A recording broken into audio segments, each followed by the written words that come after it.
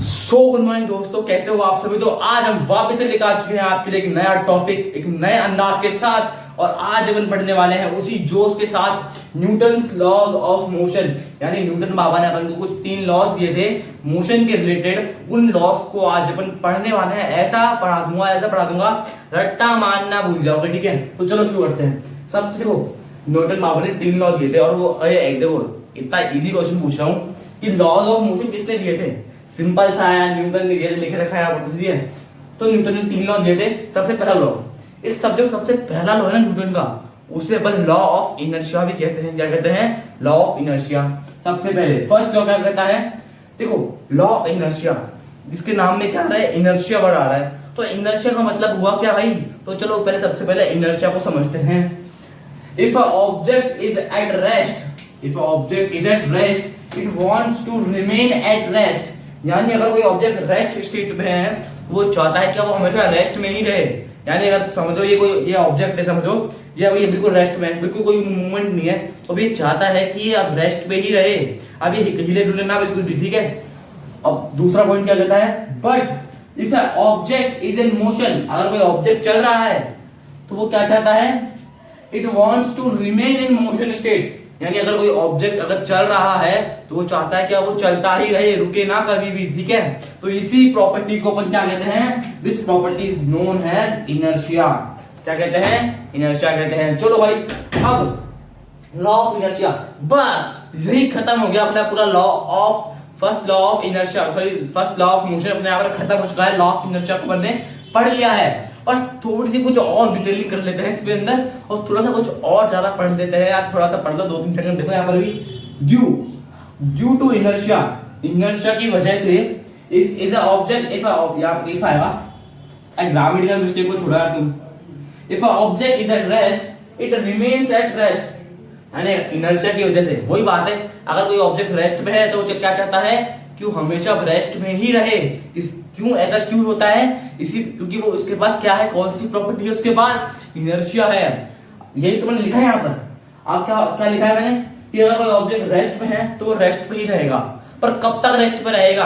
अगर उस पर कोई भारी फोर्स लगी, यानी किसी ने उस पर फोर्स लगाया कोई भी उस पे, तो वो रेस्ट से मोशन में आ जाएगा। नहीं आएगा? आएगा ना, आएगा क्यों नहीं, ठीक है। तो यही मैंने लिखा है, ऑब्जेक्ट अगर कोई रेस्ट पे है तो वो रेस्ट पे तब तक रहेगा जब तक उस पे कोई फोर्स लगती नहीं है। ये बात ध्यान से सुनना, ऑब्जेक्ट अगर रेस्ट पे है तो रेस्ट तब तक ही रहेगा जब तक उस पे कोई एक्सटर्नल फोर्स नहीं लगती है। तो यही तो मैंने लिखा है यहाँ पर, due to inertia if a object is at rest, it remains at rest until an external force apply on the object. यानी ऑब्जेक्ट में कोई एक्सटर्नल फोर्स जब तक अप्लाई नहीं होगी तब तक वो रेस्ट पे ही रहेगा, ठीक है। अब दूसरा पॉइंट क्या कहता है? If a object is in motion, it remains in motion until an external force applied on object। यानी बिल्कुल वही बात, बिल्कुल इजी भाषा में लिखा है। अगर गधा भी लिखेगा तो गधा भी इसको देख के समझ जाएगा क्या कहा मैंने यहाँ पर। अगर कोई ऑब्जेक्ट अगर मोशन में, समझो ये ऑब्जेक्ट चल रहा है, तो क्या चाहता है कि मोशन में ही रहे। क्यों? क्योंकि इसके पास क्या है? इनर्शिया है। इनर्शिया की वजह से ये मोशन में ही रहेगा। पर क्या कहा मैंने वो पहले क्या कहा था कि रेस्ट पे है तो जब तक रेस्ट पे रहे तब तक रहेगा जब तक एक्सटर्नल फोर्स अप्लाई नहीं होती। उसी प्रकार यहां पर भी ये ऑब्जेक्ट मोशन में है इनर्शिया की वजह से, पर ये मोशन में तब तक ही रहेगा जब तक इसमें कोई एक्सटर्नल फोर्स अप्लाई नहीं होती। अगर एक्सटर्नल फोर्स अप्लाई हुई तो ये मोशन में नहीं, रेस्ट में आ जाएगा या इसकी स्पीड कम हो जाएगी। समझे बात को? मैंने यही लिखा है, ऑब्जेक्ट मोशन में तब तक ही रहेगा जब तक उस पर कोई एक्सटर्नल फोर्स अप्लाई नहीं होती है। तो यह बंदा पूरा लॉ ऑफ इनर्शिया पढ़ा है, अच्छे से पढ़ा है, हर एक पॉइंट को डिटेल से पढ़ा है। तो चलिए मिलते हैं हम नेक्स्ट पॉइंट में, ठीक है। लॉ ऑफ, यानी law of second law of motion, ठीक है दोस्तों। यहां पर मैंने आप सभी के लिए न्यूटन का जो सेकंड लॉ है, न्यूटन बाबा ने अपन को 3 लॉ दिए थे, उसमें अपन ने पहला पढ़ लिया है। अब दूसरे की तरफ चलते हैं। तो दूसरे की मैंने यहाँ पर स्टेटमेंट लिख दी है, तो चलिए इस पर थोड़ा नजर डालते हैं, ठीक है। सबसे पहला, the rate of change of momentum। क्या कुछ समझ में नहीं आया? कोई बात नहीं, अब इसको ध्यान रख। इस डेफिनेशन को ध्यान से देखता रहे, चलो बस अपने आप समझा देगा तुझे, अपने आप देखना तू। The rate of change of momentum is directly proportional to the applied external force. सबसे पहले यहाँ पर एक वर्ड आया है मोमेंटम। बहुत सारे बच्चे देख के कंफ्यूज हो रहे होंगे, यार यार ये मोमेंटम कहाँ से आ गया भाई, यार कुछ क्या बताया तू, तो बेसिक करवा रहा हूँ। यार देखो, जो महाज्ञानी जो देख रहे हैं इस वीडियो को उनको तो पता होगा मोमेंटम क्या है, पर जो कुछ ऐसे बच्चे हैं यार जिनको नहीं पता, मैं मानता हूँ यार, समझो मैं जानता हूँ तुम्हें नहीं तुम्हें मतलब नहीं पता मोमेंटम का, मैं क्यों हूँ यहाँ, मैं हूँ ना। ठीक है, मोमेंटम क्या है? ये एक ऐसी वैल्यू है जो ऑब्जेक्ट के मास, जब अपन ऑब्जेक्ट के मास और उसकी वेलोसिटी को जब अपन मल्टीप्लाई करते हैं तो अपने पास जो एक नई वैल्यू आती है वही उस ऑब्जेक्ट का मोमेंटम कहलाता है। वापस समझना, किसी भी ऑब्जेक्ट का मास और उसकी वेलोसिटी जब अपन उन दोनों को मल्टीप्लाई कर देते हैं तो अपने पास जो नई वैल्यू आती है उसी को अपन उस ऑब्जेक्ट का मोमेंटम कहते हैं। तो क्या लिखा? It is a value which is equal to the product of mass and velocity of the object। इसका तो देखो डेफिनेशन में क्या था? Product of mass and velocity, तो इसका फॉर्मूला भी क्या बन जाएगा? मास इनटू वेलोसिटी यानी m इनटू v। इसका फॉर्मूला आ गया mv। और इस मोमेंटम को अपन किससे डिनोट करते हैं?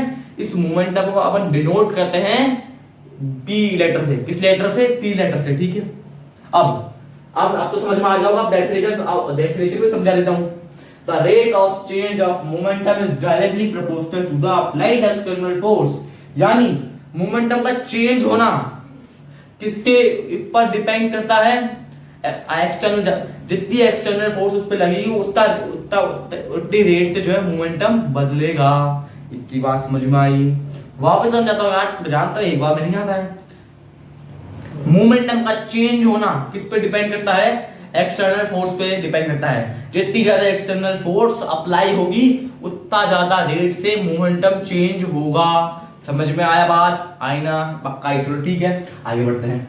अब इसकी डेरिवेशन भी समझा दूंगा आपको, हर चीज समझा दूंगा, एकदम दिमाग में पूरा क्लियर करा दूंगा।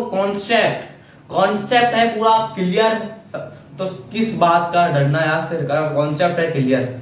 ठीक है, फोर्स किसके इक्वल है? इस डेफिनेशन के अकॉर्डिंग फोर्स किसके इक्वल होगा? एक्सटर्नल फोर्स किसके इक्वल होगा? Rate of change of momentum यानी डेल्टा p अपॉन t। यानी मतलब डेल्टा, ये ट्रायंगल है ना, छोटा ट्रायंगल, इसका मतलब होता है चेंज। किसी भी चीज का अगर वो चेंज आता है तो अपन उसके आगे डेल्टा लगा देते हैं, ये छोटा ट्रायंगल का साइन लगा देते हैं। ठीक है, अब देखो, अब कोई बच्चे बोलेंगे अरे तूने इसके नीचे टी क्यों लगाया है? भाई यहाँ पर रेट ऑफ चेंज, रेट क्या है? रेट ऑफ चेंज है। और जब भी रेट ऑफ चेंज ऑफ आ जाए तो यानी इसके बॉल में उस जिस भी चीज का चेंज होने की बात कर रहे हैं उसके बाद में टी लगा दो। अगर वहां पर रेट है, यहाँ पर मोमेंटम के साथ तो रेट ऑफ चेंज था तो मैंने मोमेंटम के नीचे टी लगा दिया। इतनी बात क्लियर हो चाहिए, रेट ऑफ चेंज है। ठीक है, जब भी रेट वर्ड आए तो नीचे अपॉन में टी लगा दो, बस इतनी बात तो क्लियर होनी चाहिए। ठीक है, डेल्टा का मतलब क्या होता है? चेंज। ठीक है, ये पी अभी पता, थोड़ी देर पहले बताया था, मोमेंटम यानी change in momentum. Rate of change of momentum किसके इक्वल है? फोर्स के इक्वल है, एक्सटर्नल फोर्स के इक्वल। अब चेंज इन मोमेंटम किसके इक्वल होता है? Final momentum minus initial momentum. यानी शुरुआत का जो मोमेंटम था और जो बाद का जो मोमेंटम था, फाइनल, जब फाइनली ऑब्जेक्ट बिल्कुल फाइनल स्टेज पे पहुंच गया उस समय जो ऑब्जेक्ट का मोमेंटम था, जब उन दोनों को अपन माइनस करते हैं अपने पास चेंज इन मोमेंटम आता है। तो निकाल लेंगे final momentum minus initial momentum upon में टी। अब मैंने यहाँ पर दोनों में से n कॉमन ले लिया तो मेरे पास बच गया v minus u upon t। और ये तो देखा सा लग रहा है, एक्सेलरेशन है भाई, पकड़ लिया। तो मैंने एक्सटेंशन लिख दिया इस पूरी जगह। तो अपने पास फोर्स का फॉर्मूला क्या आ गया? ma। अब यही रियल टी में भी फोर्स का फॉर्मूला ma होता है, यानी मास इनटू एक्सेलरेशन। अब बात समझ में आया? अब बढ़ते हैं तीसरे लॉ की तरफ। दोस्तों अब मैं लेके आ चुका हूं आप लोगों के लिए तीसरा लॉ। ये लॉ ऐसा है ना मेरे दोस्त, आप देखते ही याद हो जाएगा, देखते ही दिमाग में फिट हो जाएगा। सबसे इजी शानदार लॉ है यार, देखते ही बोलोगे क्या लॉ है यार, दिमाग में देखते ही घुस गया। चलो शुरू करते हैं। सबसे पहले अपन इसकी डेफिनेशन पढ़ेंगे। Every action has an equal and opposite reaction. क्या भाई, तुमने तो कहा था देख के याद हो जाएगा, नहीं हुआ? बताता हूं यार, समझने तो दे।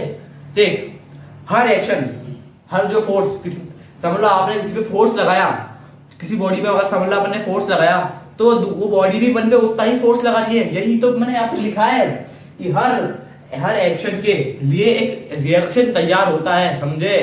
अगर समझ लो मैंने इस मार्कर पे 5 न्यूटन का फोर्स लगाया, तो मार्कर भी मेरे पे 5 न्यूटन का फोर्स लगा रहा है, समझे। अगर मैंने इसमें 10 न्यूटन का फोर्स लगाया तो मार्कर भी फिर मेरे पे 10 न्यूटन का ही फोर्स लगाएगा। यानी ये जो है ना एक्शन और रिएक्शन, जितना फोर्स लगाओगे उतना ही फोर्स पाओगे, यही तो मैंने लिखा है यहाँ पर, ठीक है। पर इस लॉ में कुछ कंडीशंस हैं, यानी अगर ये कंडीशन पूरी होंगी तभी अपन कहेंगे कि यहाँ पर जो न्यूटन का थर्ड लॉ है ना वो काम कर रहा है अच्छे से। और वैसे तो यार न्यूटन का लॉ हर चीज, हर ऑब्जेक्ट के लिए एप्लीकेबल है, ठीक है। सबसे पहला, these force act in different bodies. ऐसा नहीं है कि एक ही बॉडी रिएक्शन दे रही है और वही बॉडी फिर रिएक्शन भी दे रही है, नहीं। अगर एक बॉडी रिएक्शन दे रही है तो दूसरी बॉडी एक्शन देगी, यानी अगर एक बॉडी एक्शन दे रही है दूसरी बॉडी रिएक्शन देगी, समझे। दो बॉडी चाहिए इसके लिए, ठीक है। दूसरा, this force act as collinear, यानी बिल्कुल एक सीधी रेखा में अगर मैंने इस ऑब्जेक्ट के यहां फोर्स लगा दो ना इस पार्ट पे, तो इसी पार्ट से तो वो मेरे फोर्स लगाया, यानी अगर देखो इस पार्ट पे मैंने फोर्स लगाया तो रिएक्शन भी इसी पार्ट से आ रहा है मेरे पास, ठीक है। ऐसा नहीं फोर्स यहाँ लगाया और रिएक्शन यहाँ आ रहा है, नहीं। जहां पर फोर्स लगाया जा रहा है वहीं से फोर्स वापस से आएगा रिएक्शन के रूप में, ठीक है। तीसरा, रिएक्शन कम इंस्टेंटली विदाउट नो डिले। ऐसा नहीं है आज फोर्स लगाया फिर कल रिएक्शन आ रहा है, नहीं। अभी फोर्स लगाया अभी रिएक्शन आएगा, यही बात मैंने यहाँ पर लिखी है। आगे बढ़ते हैं। दीज फोर्स आर इक्वल, बिल्कुल इजी भाषा में लिखा है, समझ गया होगा यार। यानी अगर मैंने इस पे 10 न्यूटन का फोर्स लगाया तो ये भी मेरे पे 10 न्यूटन का ही फोर्स लगाएगा। ऐसा नहीं कि अगर मैंने इस पे 5 न्यूटन का फोर्स लगाया तो ये मुझे 6 न्यूटन का रिएक्शन देगा, नहीं। 5 न्यूटन दोगे 5 न्यूटन ही पाओगे, यही तो सीधा, ये तो कंडीशन है। और last, these forces are opposite to each other, यानी ऐसा नहीं है कि ये एक साथ लग रहे, नहीं। अगर यहाँ से अगर रिएक्शन लग रहा है तो यहाँ से फिर एक्शन लगा होगा। क्या कहा मैंने आप इसे, यहाँ से एक्शन लगाओगे तो उसके अपोजिट डायरेक्शन में रिएक्शन पाओगे, यही तो मैंने लिखा है यहाँ पर दोस्त। और यहाँ पर अपने एंड हो चुका है। आई होप मैंने आपको अच्छे से समझाया होगा, मैंने पूरी कोशिश करी आपको हर कॉन्सेप्ट क्लियर कराने की आपका। तो चलो मिलते हैं किसी नेक्स्ट वीडियो में किसी नए टॉपिक के साथ, तब तक के लिए जय हिंद जय भारत।